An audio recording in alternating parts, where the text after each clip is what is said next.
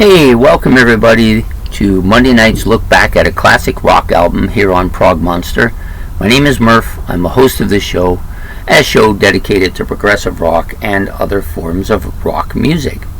So we're here to do a look back at a classic rock album, and I put it here. And we're doing this album today. Sorry, try to get a better, less shine. Okay, there it is. Harvest, Neil Young's Harvest. Came out in 72, really good album. February the 7th, 1972, this album came out. It's about 37 minutes in length. So it was recorded at 4 different studios over the period of time. Quadraphonic Sound in Nashville. I'm going to take these off because I can't see anything with them on because it's too far away. Barking Town Hall in London, England. Royce Hall in the UCLA.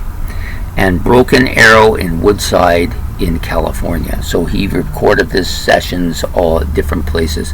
It's understandable. There are a absolute horde of musicians on this album, many of them well known, of course, but such a great album. I think this album has 10 tracks. Now I need my glasses. Yeah, there's 10 tracks on this. So you've got, for people appearing on the album, I'll just give you a rundown because there are a ton of people on this album.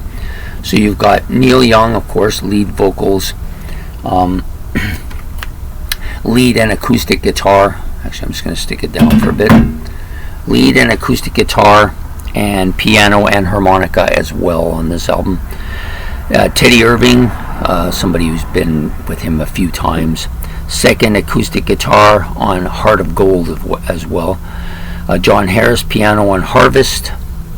You got James McMahon on piano on Old Man. Then you have James Taylor, yes, James Taylor, on banjo, backing vocals on Heart of Gold and Old Man. You got Linda Ronstadt is also on this album. She does backing vocals on Heart of Gold and Old Man as well.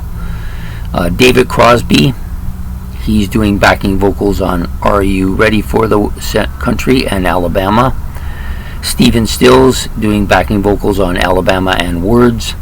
Graham Nash doing backing vocals on Are You Ready for the Country and Words.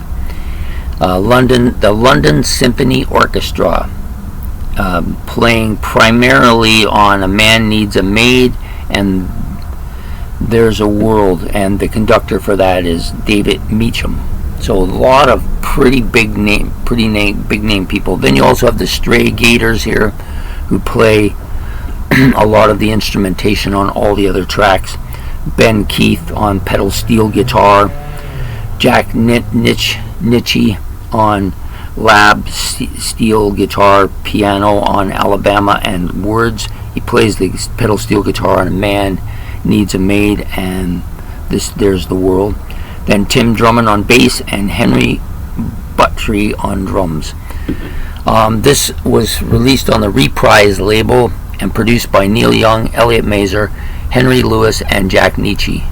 Nitzsche? I think I got it right. So there you have it. This was released February the 1st, I believe, or February the 7th. Sometimes it's hard to read what 1 and the 7 is for me. They tend to be a little sloppy in that area. Okay, so there are 10 tracks on this album. Most of them really good stuff. There is no bad tracks on here, and over time I've grown to love every song on here for different reasons. Out on the Weekend, such a good track. I just love that track. Harvest, of course, we all know is a great track because it's the title track. A Man Needs a Maid, this for a long time was my favorite track on the album for about half of the time. So the last 20 years or so, it's been my favorite track. Before that, and then there's Heart of Gold, which of course is one of the big hits on the album. Are You Ready for the Country?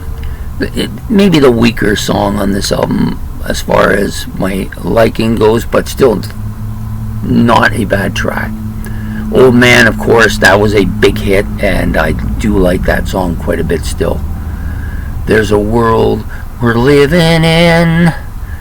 Yeah, that's another good one. Alabama, that's the big one that caused all the controversy with some people. Needle and the Damage Done was definitely my favorite track, probably for the first 20 years I owned this album. And then Words, another really great track. There's, like I said, no bad tracks on this album at all. It's got a nice little book with it too, if I can get it out, because it's kind of hooked in the wrong way. Let's see what we can do. There we are. So the thing I like about this is it comes with this kind of, shows like all the lyrics are written, handwritten, obviously, and photocopied again. And then you have this part, him in one of those distorted glass thing, and you got the band here playing, and his album cover. So I do quite like this album a lot. If put the gun to my head, this would probably be my favorite Neil Young album, and to be honest, it's probably the same with most people. It's just such a heavy, no bad tracks on here, and it's on my masterpiece list. It's been on there for decades now. When I started really seriously coming up with some criteria for what makes a masterpiece album, because I had some albums on there, as people probably readily would understand, that should never have been on there, but in that time period when I was young, if I liked something for a week or two, it was a masterpiece. But then after time, it kind of wore. That happened to quite a few of my Kiss albums. There was maybe 5 or 6 of them on there at one time. Now there's none. And there's a few other albums that slipped off that rank too. So now I have a criteria. So this one was one of the first ones to make it on the list when I decided to come up with the criteria of what should be on the list and what shouldn't. There's still a few on there that maybe wouldn't meet the criteria now, but are masterpieces for the time period that they were in. But this one definitely isn't. This one's definitely a modern masterpiece to me, even though it's 50 years or plus old. So there you have it, Neil Young's Harvest, here on Look Back at a Classic Rock Album. If you've never listened to this album, I highly recommend that you go out and do that. I know it's a little bit on the countryside-ish for those who don't really like that sound, but there's enough really good stuff on here. The lyrics are fantastic as well.